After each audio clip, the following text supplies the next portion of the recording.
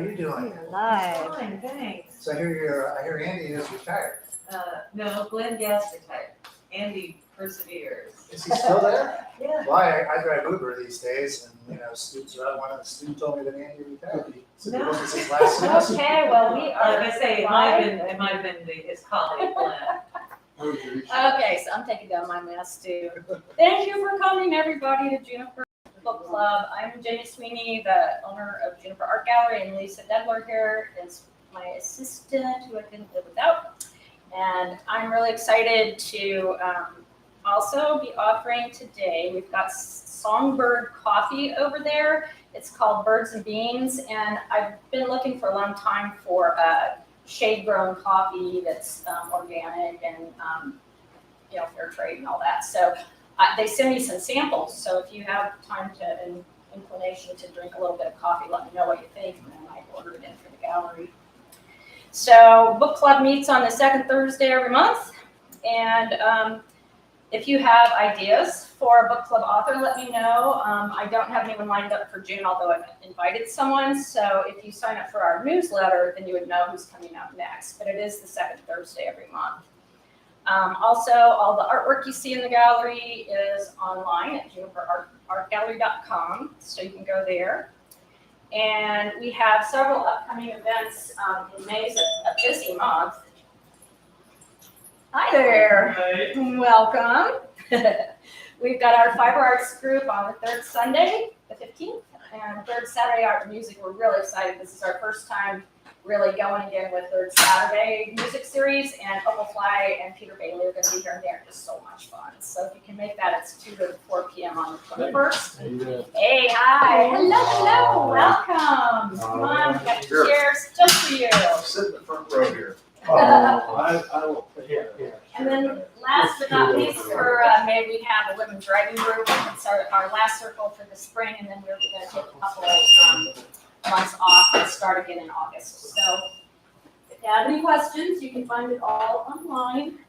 And it is my pleasure to introduce my friend and amazing author and photographer, Steven Higgs. I do need my glasses. Quite see like I used to. So I'm just going to read his bio from the book. And if you'll notice the photo from his book, I took that picture. I was at the Moreland Trust. Crestwood.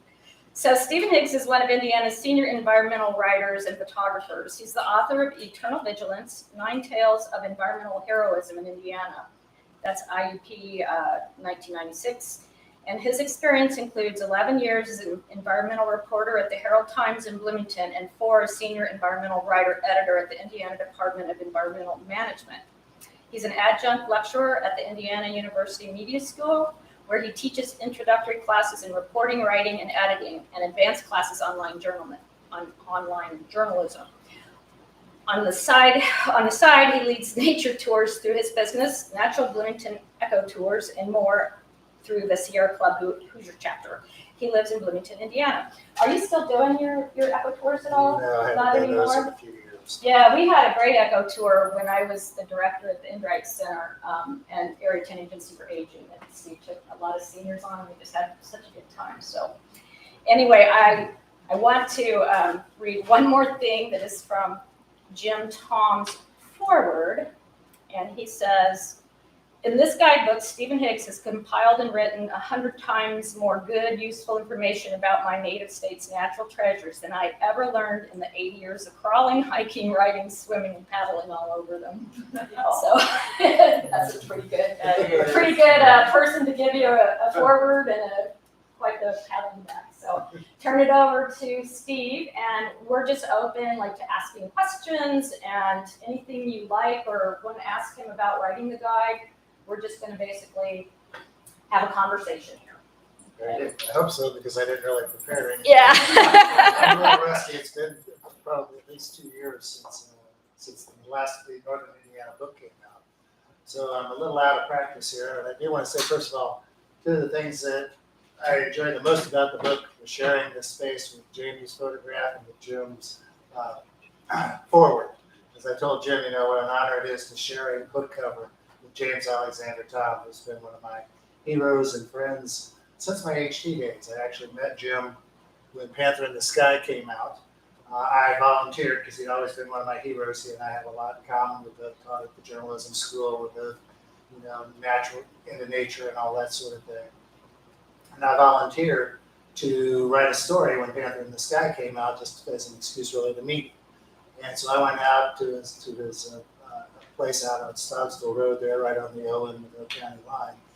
And we ended up going down and sitting beside his barn and talking for 4 hours. He told me at the end, he says, usually I can't wait for these things to be over. And I didn't want this one to end. So, Jim and I have been really good friends and good close friends since, well, that must have been 1990, more or less. So. Yeah, we might add, we've got some of Jim Thom's sculptures here too, in case you didn't know. He was a wood carving artist as well as an incredible writer. So here I am sharing space with you. Yes, you are. Perfect. So please just try to make this a conversation because I don't have, like I said, I don't have anything prepared. I'm just going to be kind of talking off the cuff here. I'm also really proud to have Rich Fields here. I don't know if you guys know Rich or not, but he's one of the great nature photographers in the state of Indiana. I got to know Rich. He was at the DNR and I was working at IDEM. We worked on some different projects. There were good times and bad times. Good times and bad times. You know, Steve, my first photography show when I had my dark room and all that was at McCormick's Creek. And it was me and Richard Fields and Daryl Jones. And I thought I had died and gone to heaven and hit the big time because I was like, my photos were with their photos, and that was like right when I graduated from fine arts school, you know, with photography. But yeah, Well, you're when right. I did at IDEM, I wrote more than I did photography. I published a newspaper for them for 4 years. Actually, John Hamilton, for the first 2 years, the mayor of Bloomington, I worked 50 feet from John's desk and worked with John for the first 2 years. But I remember when I met Rich, I remember telling him, "You got the greatest job in the state of Indiana." And he said, "I know."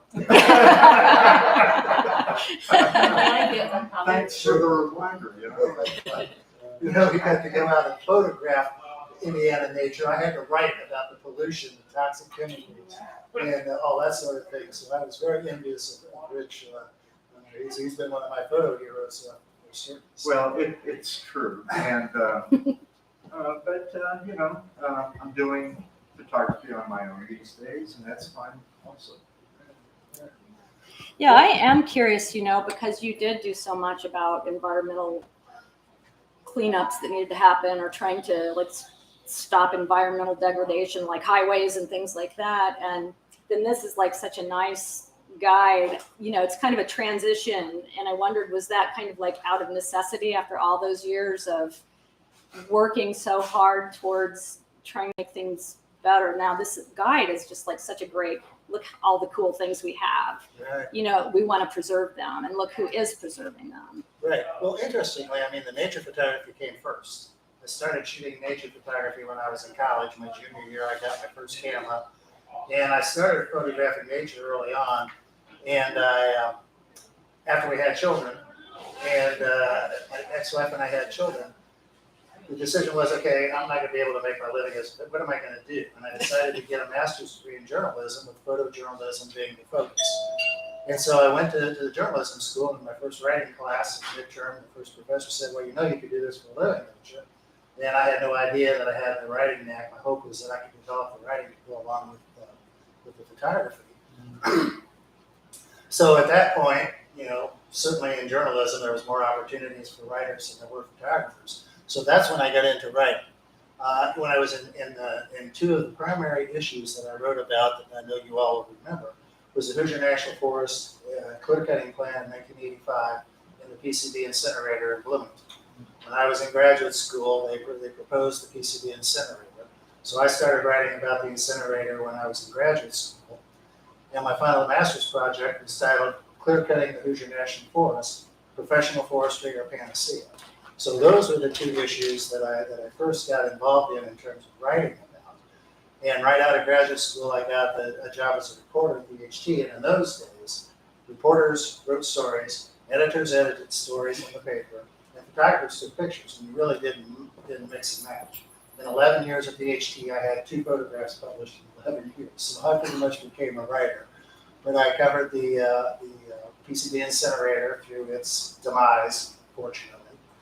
Can I interject something there? Because Sure. one of the book clubs that we did on the Juniper Art Gallery book club or YouTube channel was with Charlotte Zelo, and it was awesome. She was so amazing, and she really, really goes on and on about how Steve helped. I mean, basically stopped that incinerator. So if you got time to watch that, I thought that was a really fun interview.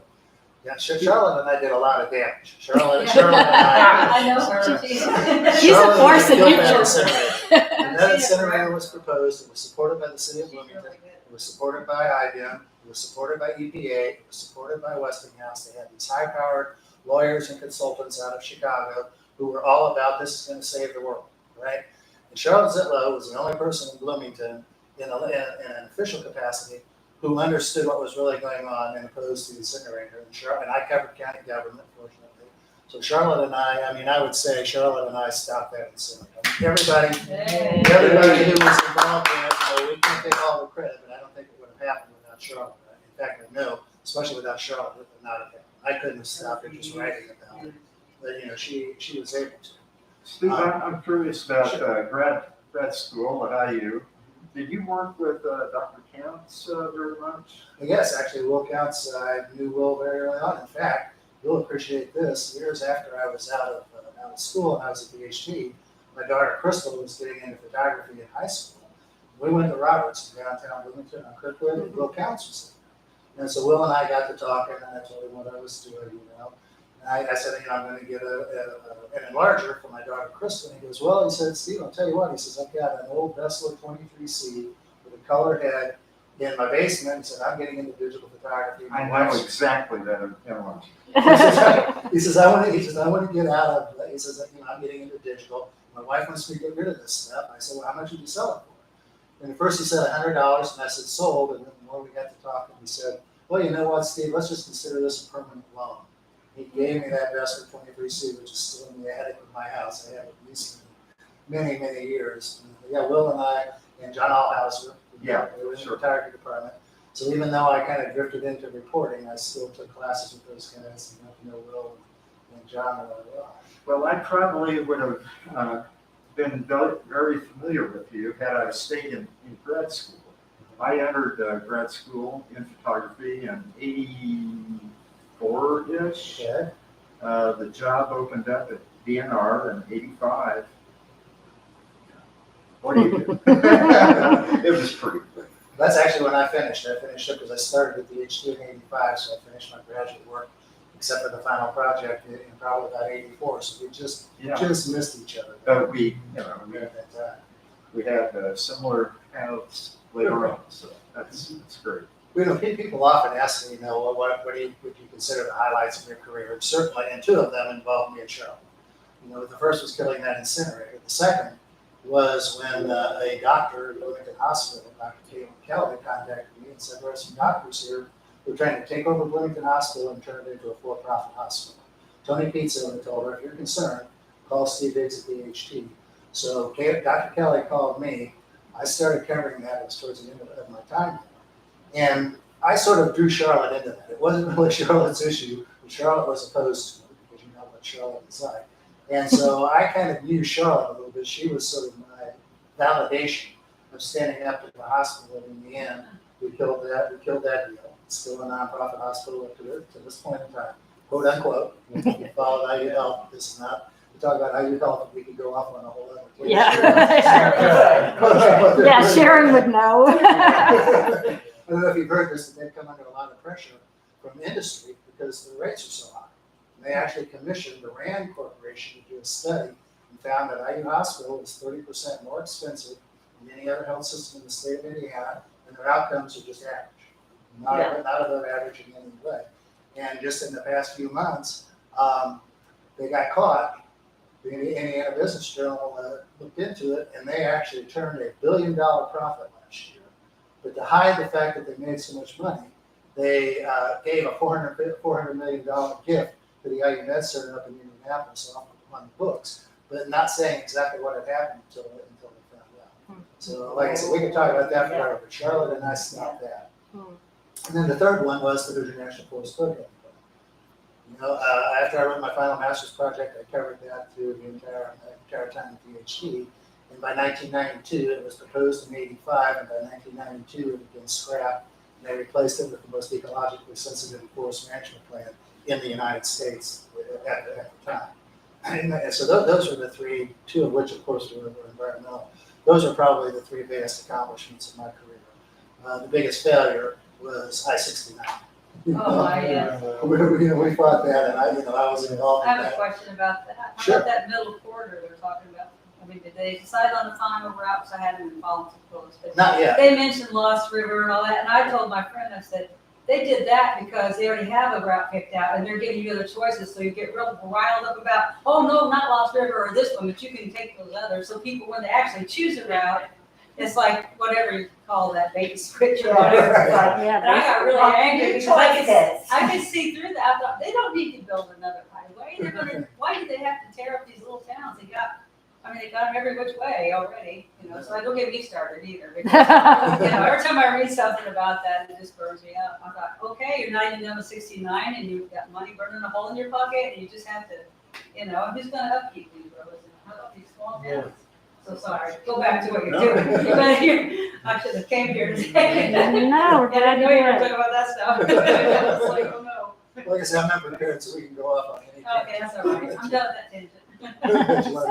But they actually proposed that initially back during the I-69. I know. The mid-state corridor was a part, sort of a corollary to the whole I-69.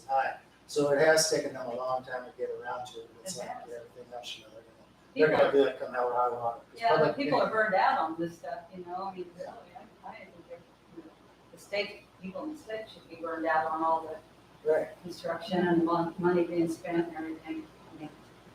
But public opinion doesn't matter. And all Public doesn't matter. on all the natural areas that are getting tore up, that eminent domain thing, I don't know who ever started that. But it was just, anyway, I'm a kind of a naturalist myself, that's why I like your work. I mean, I didn't know about the other stuff because, I got into all that hiking a little bit later in life, as far as all those issues. But it's interesting to hear you speak about it because I do remember the incinerator. I'm old enough to remember all that, and I probably read your stories. If you read the HT, you did. I did. There was that PCB billboard Yes. between Bloomington and Nashville, Right? and were you part of that too?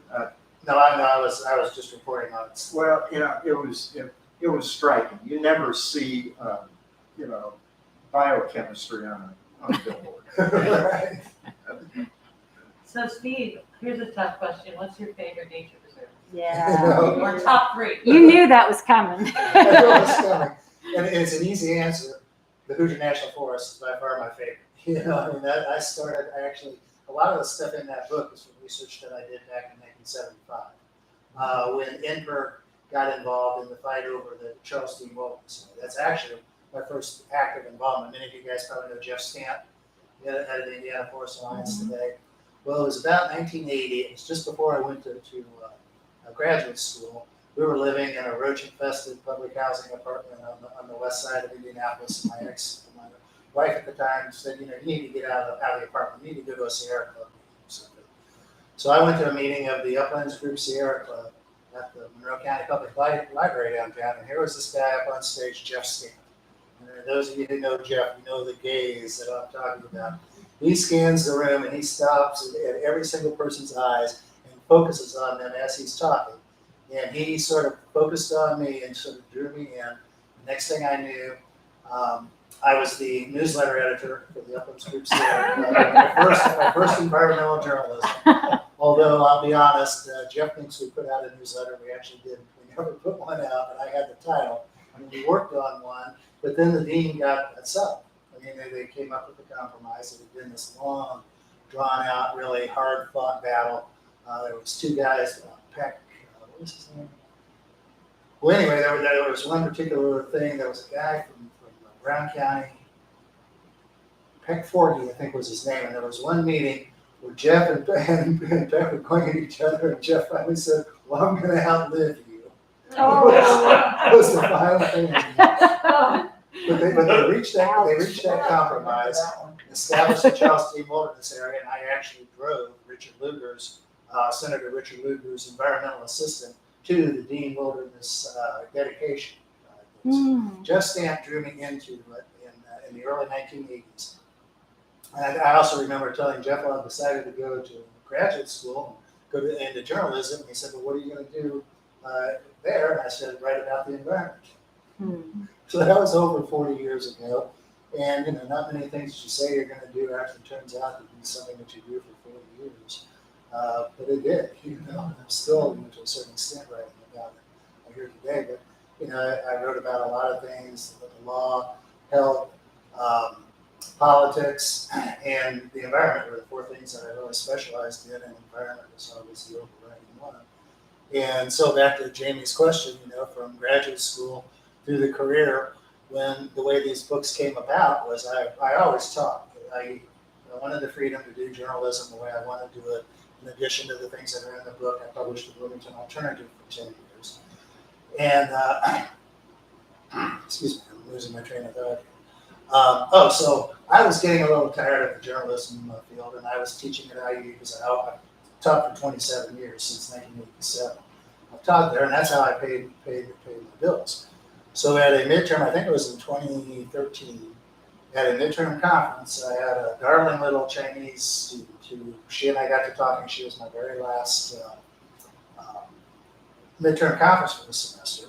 And she got to talking, and we ended up talking for like an extra half an hour, the two of us. And she talked about how her favorite thing to do growing up in China was going with her photographer grandpa to the mountains, and going with him while he was taking pictures. So going back to the PCB thing, so there was a guy here in town named John Canada who led like a PCB tour at one time. He would take people around to all the various Superfund sites and tell them stories about it and whatnot. And I'd always kind of had in the back of my mind doing some sort of a tour business kind of thing. And I remember asking a friend, Nell Weatherwax, George Murphy. I remember asking George, what do you think about this idea if I led these tours? We would go to PCB incinerator, we would go to all the PCB sites, toxic waste, as well as the natural areas. And so I think people would be interested in the natural areas. They wouldn't want to go see toxic waste sites. And I said, okay. So that had always been in the back of my mind. And so this girl, her name was Jingy Jane Jang. And, I said, after she said that to me, I got to thinking, well, maybe it's time to start something different. So I started Natural Bloomington's Eco Tours and more. She and two of her friends were the very first eco tour that I led. I took them out to the Hoosier and several places. And as I got started doing that, some maybe probably know Linda O'Black. Linda O'Black was a sponsoring editor at Higg Press at the time. And as I started doing this, and I don't know if I was on Facebook at that time, but somehow Linda got hooked into it, and she contacted me. She said, well, if you're going to be doing this anyway, she said, I've been doing a series of guidebooks. She'd done the one on the Karst. She'd done one on the Knobston Trail. She said, if you're going to be doing this anyway, why don't we think about doing a book? And I didn't hesitate. I just said, sure, I'm going to do it. So as I actually read through this the other day, and by the time she and I actually sat down to sign the contract, I'd already written 40,000 words of the book, because that's how this book came about. And so I kind of backed off a little bit on the eco tours and really started focusing on this. The Area 10, that and another eco tour that I led, a friend of mine who's actually been my tech consultant since the late 1990s, is blind. And he got in touch with me once, and I led an eco tour with the American Council of the Blind. We had took about 15 people who were blind we went to Leonard Springs Nature Park. We went out to Latimer Woods. It was another one. We went to 3 that day. And that was, and we also went up to Bee Blossom Bottoms. We went up to Bee Blossom Bottoms. Carol Kugler from the HT joined us up at Bee Blossom Bottoms, and then did a story about the eco tour with the American Council of the Blind. And the most interesting thing for me, it was fascinating on every angle. But I thought, we'll go to places where there's lots of sound and smells and that sort of thing. And when we were at Leonard Springs, I remember one of the women saying, well, what I really want to know, I want you to describe what you see, because I can hear and I can smell, but I can't see. So please describe for us what we're seeing out there. Which was an eye-opener for me, because I was thinking probably the opposite of that would be the best thing that we can do. So that's how I got into the books. The first one, Southern Indiana, was just a natural. I mean, probably a quarter of what's in here is within 15 minutes of downtown Bloomington, because obviously there's more preserved there than it says. So we did this book. And then Linda left. This was actually the very last project that Linda O'Black did at IU Press. And then her successor came in. And there was also a new director, and they were anxious to get book contracts now. So he got in touch with me, and he said, well, the Northern Indiana book is a no-brainer. Let's do that. And he had another idea for a book that he wanted to do on rewilding Indiana, which is a kind of a thing around the country, although it's not saying anything that's kind of practical. And so I got to thinking about it. I said, well, from working on these books, especially with Mike Kamoya, up at the DNR, the Division of Nature Preserves, he's sort of Charles C. Dean, I think, of our generation. I don't know if you would agree with that, Rich. Yeah, definitely. Yes, yes. Well, I talked to him a lot because at DNR, they read every word in this book. They read every word in the Northern Indiana book. We had a really good relationship because we shared the same thing. I mean, we were both wanting to protect and not expose. And one of the things that had kept me from doing this kind of thing for many, many years was not wanting to bring more and more people into nature. It was sort of the love it to death kind of thing. But yeah, so I talked to Mike, and he was like, well, we've really protected pretty much all there is. We can expand some places. There's a few places here and there, and certainly with Sycamore Land Trust and all the land trusts between them and the Division of Nature Preserves, most of what is real natural Indiana has already, that's still there, that's native, it has pretty much been protected. So I said to Alan, the new editor that I had, I said, well, there's really not going to be much more of a chance to rewild anymore in Indiana, but it's already been done in the Hoosier National Forest. The Hoosier National Forest, of course, all of southern Indiana, when the white settlers got here, was all wilderness, right? Well, by the 1930s, the entire hill country of southern Indiana, everything that's in the Hoosier National Forest, everything that's in any of the state parks, had all been completely decimated. Overlogging, overconsumption, had just been completely wiped out. And in the early 20th century, the counties were left with all of this completely denuded land that was eroding, disappearing, and the conservation movement, which was really getting going at that time, stepped in and reclaimed all of this land. So I said, we've had this area, the Hoosier National Forest, that's already been rewilded to an extent that no other part of Indiana is ever going to return back to nature. So let's do a book on that. So I got a contract from IU Press to do another book called Rewilding Southern Indiana, the Hoosier National Forest, in which I traced and I turned it into them. And it's always been my dream to do a full-size coffee table colored book. I don't know if anybody's ever heard of the name Bill Thomas. Bill Thomas was 1976 National Geographic Nature Photographer of the Year. I was selling cameras at Kazel's Camera Center downtown in 1978 when Bill Thomas comes in with some flyers for a You say Hazel's? Hazel's Camera Center. Remember Hazel's? Oh, yeah. Well, I worked there from 78 to 80. And Bill was, like I say, he was a 1976 National Geographic Nature Photographer of the Year. He and I became friends. We took his very first photo seminar out at Brown County out there. He was very encouraging of my work. And so it had always been my dream. He'd written these a couple of books. One was called The River, American Rivers. Another one was called The Swamp. I think there was a third one, and that had always been my dream. So here I have this chance to do this book on the Hoosier National Forest. One thing about Bill, he had a house split. He had a bunch of them. He didn't have a light meter. I mean, he just knew. Right. Yeah. Right. He was that kind of photographer. Wow. And he ended up going on to leading nature photo tours all over the world. He's deceased now. He died a few years ago. So that was my dream, was to produce this book on the Hoosier National Forest. I mean, I finished the book. It traces the history going back, the 300 million years ago. And this land that we're on today was located on the equator, right, when it was a shallow inland sea. The limestone here was formed by decaying critters that their shells would settle to the bottom. That's how the limestone formed. So in words and pictures, I traced the entire history from 300 million years ago. Actually, before that, the natural history of it goes back billions of years to the formation of the rocks in this area. And I submitted it to IU Press. And I wasn't surprised when they came to me and said, well, we're sorry, we can't really afford to publish this book. The reason I wasn't surprised was because they gave me an advance to do this book, which is very, very expensive. Right? Well, a friend of mine had proposed to them to do a book on the magnificent trees of Indiana. And they asked him to raise $20,000 in order to do the book. They settled for $5,000. That fell apart, although the book had been published by someone else. I won't get into that part of the story.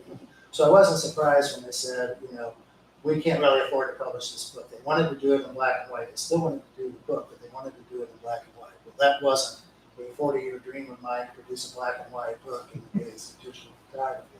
So I passed on that. There was another problem with it, was because it was kind of unfinished. The very last chapter started when Mike Chavez, the new current Hoosier National Forest Supervisor, took over, and so the last chapter was called the Chavez Years. Well, if you guys have heard about Houston South, it was down on Lake Monroe. They were proposing this logging and burning in the Lake Monroe watershed. The Monroe County Environmental Commission sued, and so it was kind of a book without an ending, right? And it was getting a little personal. I mean, my last draft was a little personal because I was really upset with Mike. So I was also kind of okay with not publishing it just because it didn't have an ending, and I didn't like the ending. And I told IU Press, I'm going to want to redo the last chapter. I'm giving it to you now. And then I'm going to want to redo the last chapter so I can kind of get it under control. And then the pandemic hit, and Houston South stopped, and so everything just kind of came to a standstill until now. I'm sure you all know Andy Mahler, Heartwood, Protect Our Woods early on. Well, the Hoosier National Forest now is back to, they've got a big plan down in Springs Valley, down in Orange County, down by Andy's property, where they're going to be logging, they're going to be spraying, they're going to be burning. So Andy has come back from the dead. He was retired for many, many years. I led a couple of Sierra Club hikes where we ended up going down and hanging out with Andy down there. But he just got in touch with me recently. He's been reinvigorated. He's sort of come out of retirement. He's back involved, so I'm kind of hoping that there's going to be a final chapter written in that book. And my last editor at IU Press, who I think was pretty supportive, is now the director of the University of Kentucky Press. So I've still got in the back of my mind, if Andy gets the final chapter for me to write, I will get in touch with Ashley down in Lexington and see if perhaps, I still might be able to fulfill this life dream. I mean, I produced it, but it never got produced. So it's there, it's on my computer. But it's still playing seconds. So. Okay, I ran. Sounds like happening. No, Yeah. You've kind of come up to this point, but I'm curious about what you think about some of the current events that are going on. I've done some volunteer with Friends of Lake Monroe with their water sampling, and I know about the Houston South. Is that the one? It's called Houston. It's called Houston. So. Yeah, and then down, I've heard about the one down by Andy Mahler's also, but just that approach that the Forest Service has taken in terms of management. I'm curious what you think about some of the current things that are going on too. Sure. Well, when Mike got here, Chavez got here, I think it was in 2014, 2015, around there. When he was brand new, I went down there with a video camera and an intern and sat down and interviewed him, when he was fresh and new. Yeah. And he insisted, we're not going to clear cutting, we're not going to be doing any of that. We're not going to be cutting trees for money. We're going to be, what logging we're going to be doing is for natural enhancement. We're going to cut down all the old pine trees, which, on one hand, I understand that, but they are a part of the ecosystem. Even though they weren't native to the area, I think they should probably be left alone. I mean, I think the whole region should be left alone, honestly. I think it should all be a giant nature preserve. So, I have him on video, it's on YouTube, I have the whole talking points about it. Well, there's two things that's happening. Number one, and Andy can talk a lot more about this than I can because I'm not in on the details anymore. But he says that it's all budget driven. The budget is now for burning and all these treatments and herbicide spraying and all that, and that's the real reason I'm doing it. It's less for enhancement than it is to bring back, back. But the fundamental problem, and I've known this from the beginning, is that the forest management plan, which has only been updated once or twice since 1992, it's long overdue. Basically, that management plan says that old trees are bad. Old trees are unhealthy. That is their justification for cutting down all the now old growth, there's nothing except for the pioneer mothers, just more than about 100, late 1930s, a little over 100 years, not even 100 years old. But that is the underlying problem with what they're doing today is that their management plan says that there needs to be equal amounts of different age brackets in the tree for there to be a healthy forest. We need to have these different levels. How So much they- logging took place? How much logging took place out of that, Out of what? of the decimation of the forest? Well, the entire forest was decimated in the Yeah. 1930s.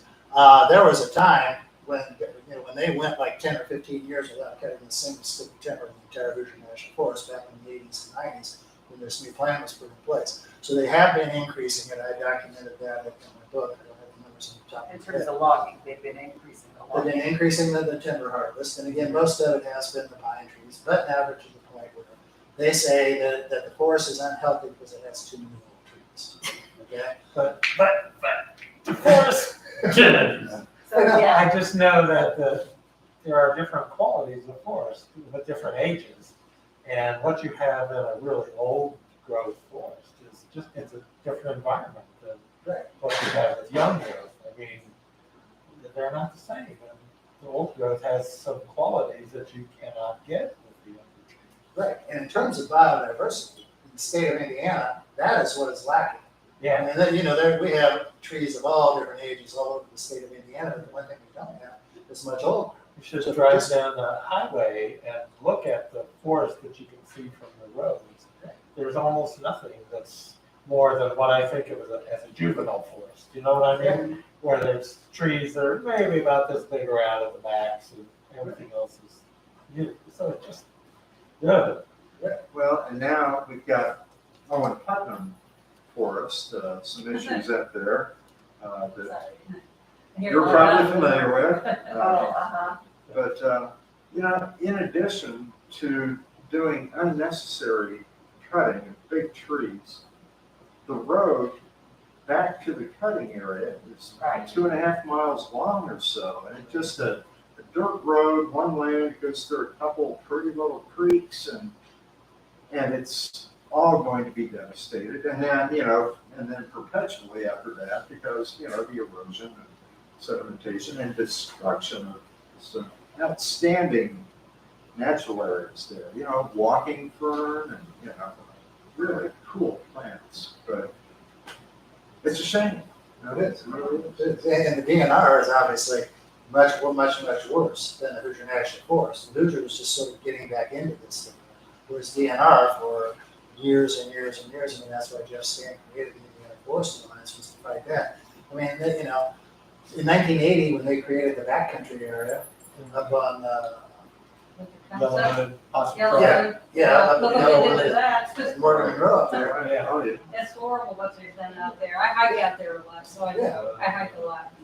It makes me sick. Yeah, they're logging, and that was created as the state's Charles D. Wilderness. Robert Orr, Republican governor in the early 1980s, signed that bill saying here's going to be a place where Hoosiers can go to enjoy solitude and the state of nature as it existed before the settlement. And they've logged in the backcountry area. You can't walk on a single trail in Morgan Monroe that doesn't walk. Doesn't across have a the walk around, they have to keep making these walk arounds, on the Tecumseh and, Exactly. And that's all about I it. saw it, when I first saw it after they did it, I saw all the signs, I wasn't involved in that fight at all, but, you just gotta pick your battles. And I live over here and I'm just, but when I saw it, I was just sick to my stomach after I saw some of what they cut down. And it was really close to the lake trail, around the lake, some of it. I was like, wow, that's not backcountry at all. That's right here by the lake. So I was pretty upset. But, I don't know how you stop it. I don't know how you stop them. But that's all about money. That's all, I don't think you were can. you at the state when Mitch I don't think you Daniels can. became governor? That's nothing about it. Were you at DNR when Mitch Daniels became governor? Oh, my gosh, yes. I mean, that's when he set out the directive, every department in the state of Indiana has to be run like a business. It's all about bringing in revenue, and that's what got DNR started on Yeah. the logging. There was a Black Friday when a bunch of directors went away.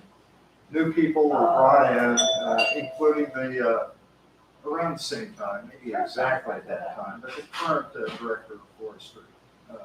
in Indiana. Super. Super, He's still, just there then. Yeah, so, I've been looking into what's going on doing, but I think it's one of these state forests that's under the radar. People don't have the awareness that something bad is going to happen.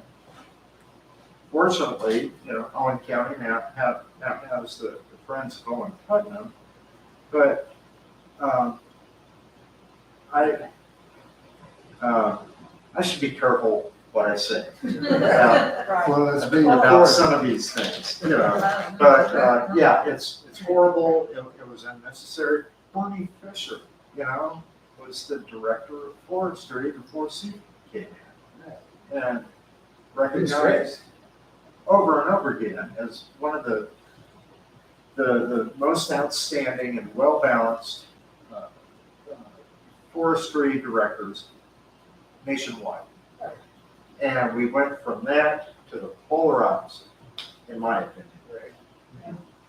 My opinion too. I would agree with you. Because I was really involved when Mitch Daniels, of course, mostly over I-69, but also over the forest issues. Right. I mean, it was a sea change, all of a sudden. It Yeah. was, commodity driven and any sort of natural characteristics, any importance on that stuff was just irrelevant. It was an obstacle to be overcome. And that's what most of these plans are. As long as they go through the steps, they can end up doing whatever they want. All you can really challenge them on Yeah. is the process. Open to new state forests and plant 1 million trees, and then you can do whatever you want. Sorry, I'm talking about the current governor. I saw his trees up there up by Farragut, New York, Monroe, that, I can't think of the name. I went up there at night, and all those trees, and a lot of them died because after they planted them, they didn't get water, it's hot. I was thinking, they do that, for every good thing that's trying to happen, something bad's trying to stop it, and, that's every bad thing, there's good people. It's what are you gonna do, Well, if we do this, then we won't get in trouble for doing that. People won't even, oh, look, they, 2 new state forests, one in Brown County, one up in Morgan County. Sorry, I'm not voting. I talk to whoever will listen, and there's not very many people over here that listen. I need to get on. When I see people planting trees, I know I am, or I wouldn't be talking broadly. I really think so much of the time, if you just left it alone for 10 or 15 years, you'd end up with as many or more trees, I know. or go out and throw some You acorns wouldn't cut them all, around, because It's like, they left all those treetops in Yellowwood so that the undergrowth could come up, and it looks horrible, I'm like, I'd like to take pictures of that and put in an article, But they've already done it. So a couple of things along those lines. My oldest daughter lives in New York, and I went to visit her a few years ago, and we went camping in the Adirondacks. In the 1890s, the state of New York declared the Adirondacks and the Catskills, for the most part, forever wild, right? No trees have been harvested, no management has been practiced on the vast majority of the Catskills and the Adirondacks. And I would challenge anybody to find any study, any place, that talks about an unhealthy forest in either one of those areas. Very interesting. The forest can take care of itself, right? It always has. It doesn't need our help. Of course, that's the difference between New York and Indiana. Indiana is the resources are there for us to use for humankind's benefit, right? And so we're going to do that. I don't know if you guys have ever been told this, but I've been told many times that we got the dean, the loggers get everything else. Yeah, You know? that's kind of the way it is. Yeah, well, we live on 300 acres of property that we co-own with 15 families. And we have had many, many, many discussions on how to manage the forest. And we were really fortunate in having Eleanor Olstrom's group of people come from IFRI. They were like a group of 30 people that were international, and she put it all together and studied different communities and also studied their land. And so they would come onto our property and they would look at how old our forest was, what the undergrowth was, what would happen if we didn't do anything, help to guide us a little bit about marking certain trees to promote, the larger trees and maybe cut out some of the smaller things and, that kind of land management, and most of the people that live there are of the ilk that any cutting of any tree is hard. So, we're not loggers by any, but we certainly went through a faction of people thinking, well, there could be some economics and maybe we could do it. So we had long discussions about it, but nonetheless, we have not. And so it's really interesting to hear what yours, the most untouched turned out to be the healthiest in terms of a forest. We're working on it. We've been there 47 years. I'm gonna interject something. I just think that the whole thing about cutting forests in Indiana or anywhere is, it's not necessarily because they need to, but just because they can.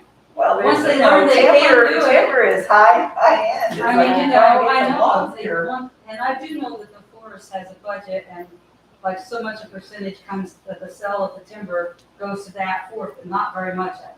I don't know how much the percentage is, but I read it. Most of it goes to the state here, and I don't know what they do with it, but And the prices they get. I don't know what they do with it. And when they logged in Yellowwood, they did a study about how much money they actually received and what the timber wasn't much, would have was been it? worth on the market and Yeah, blah, blah, and it turns out it It was was 30%. yeah. A lot lower than what you would expect. I know. Steve, Well- I'm gonna kind of go off on a different tangent. I'd like to hear some stories about putting, finding the trails, Yeah, me too. things that happened along the way. I'm sure nothing exciting. The only time that I got lost, this is in the Northern Indiana book, was up in the Lake Country up in Northern Indiana. And I got disoriented. I was like 300 feet from the trailhead, and I thought I'd gotten lost, even though I was just, like I say, 300 feet away from the thing. A couple of things that I really learned, two of the biggest surprises. I mean, I've always believed that the 88 acres at Pioneer Mothers down in Orange County is the largest old growth stand in the state of Indiana. It's not the most impressive. I think Donaldson's Woods, which is 60 acres, and what's the state park down there? Spring Mountain. Yeah. I think that's more impressive. But what I actually discovered was the largest stand of old growth timber, uncut timber in Indiana is inside the Evansville city limits, right at the end of the Erie Canal. You can stand on the edge of Wesselman Woods. I think it's about 250 acres. You can stand right on the edge, and right there is where the Erie Canal reached, but was never completed. So had the Erie Canal been completed, those trees would, of course, been cut and gone. But there's a couple hundred acres of untouched old growth forest inside the Evansville city limits.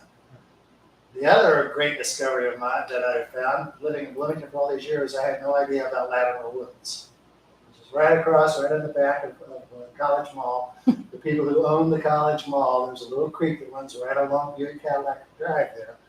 Well, that was their back 40. And they never cut any trees back there. They went back there and collected berries and nuts and honey and that kind of stuff. So right in the middle of this between the College Mall and all that student housing down there, is this little tiny plot of old growth forest. Just a couple of weeks ago, I had a former student who came to town and she talked to my class and I showed her around and we went out there. You know that one massive unbelievable tree there? It's looking really bad. I mean, the whole Latimer Woods is looking bad. There's lots of stuff that's down. If you look up to the top of that, there's a picture of it in here. The branches up at the top are like stubs, so I'm afraid that one is about. So that was one of those are my two greatest discoveries. As far as people always ask me, and back to Jamie asking what was my favorite, being I was raised in Indy, in the flatlands, and lived down here for since 1969, whatever the math is on that.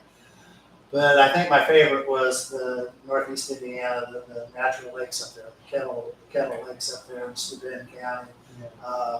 There's one in particular called the Three Sisters. Just amazing. Natural blue, shimmering blue lakes, places that were formed when the glaciers receded and they left these called kettles, right? Once the water disappeared, there were depression areas there that turned into these lakes. Those were incredible. Probably some of my favorite. And I'm a little partial to that. I don't know if you guys have ever heard of Tom and Jane Dustin. Tom Dustin he's sort of the godfather of Indiana environmental. He was with the Isaac Walton League up in, he lived in Huntertown, which is just north of Fort Wayne. It's where Acres Land Trust is. That's where their headquarters is now. When Tom and Jane died, they willed their property to Acres, which is the second oldest. The Nature Conservancy was formed, I think, a year or two before that was. But some of the greatest natural areas that are still preserved in Indiana are up around Fort Wayne, thanks to Tom and Jane Dustin and Acres, the Acres Land Trust up there, and the Isaac Walton League, which are a group of hunters. You know, hunters, of course, have always been in the forefront of preservation because preserving the land supports the game for them.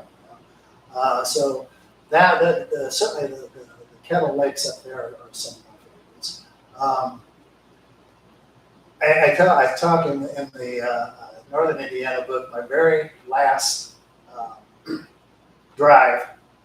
Out of 5 years of finishing this entire thing, my last drive was driving literally across I-80. There's a place up in Gibson called, I think it's the Gibson Preserve.